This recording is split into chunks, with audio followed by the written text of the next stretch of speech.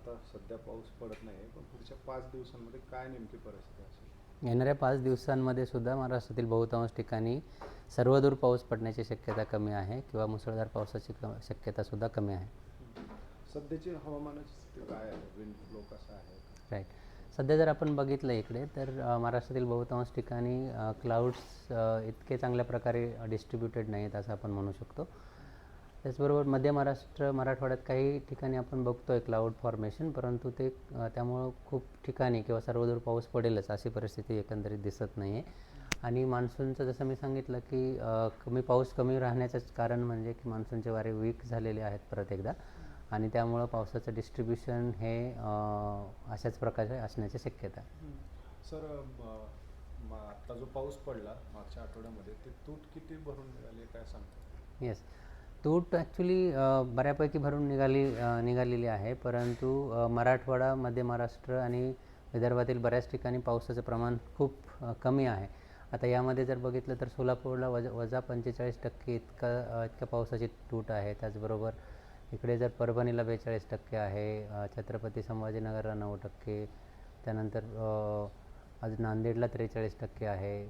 अशा प्रकारे बऱ्याच ठिकाणी पाऊस कमीच आहे. फक्त पुणे, मुंबई, त्यानंतर पालघर आणि त्याच्या आसपासचे जे घाटमाथे आहे तिथेच जास्त पाऊस झाल्याचं आपण बघतो आहे.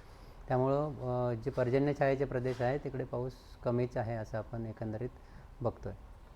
जिल्ह्याने काय असेल सर पुढच्या 5 दिवसात? येणाऱ्या 5 दिवसांमध्ये महाराष्ट्रात कुठेही मुसळधार पावसाची शक्यता नाही आहेत. काही डिस्ट्रिक्टसाठी येलो वॉर्निंग्ज आहेत, परंतु त्या तुरळक ठिकाणी विजांच्या कडकडाटासह पाऊस पडण्यासाठी दिल्या गेलेल्या आहेत, ज्यामध्ये चंद्रपूर, गडचिरोली असेल किंवा मग गुरुवारी आपण बघू शकतो की वाशिम असेल, यवतमाळ, त्यानंतर चंद्रपूर या ठिकाणी, बुलढाणा असेल या ठिकाणी आपल्याला पावसाची शक्यता आहे, परंतु तो वादळी स्वरूपाचा असेल. त्या ठिकाणी सर्वदूर पाऊस पडणार नाही. त्यानंतर यवतमाळ, वर्धा, नागपूर, त्यानंतर चंद्रपूर आणि गडचिरोली 17 तारखेला इकडे काही ठिकाणी पाऊस पडू शकतो. आणि सॅटर्डे म्हणजेच शनिवारी 18 जुलैला यवतमाळ, वर्धा, नागपूर, चंद्रपूर, गडचिरोली या ठिकाणी वादळी पाऊस पडू शकतो. तो सर्वदूर किंवा मुसळधार प्रकारचा नसणार आहे. सर, अशी परिस्थिती का निर्माण झाली आहे? पावसामध्ये तसं बघितलं तर खंड पडत असतात,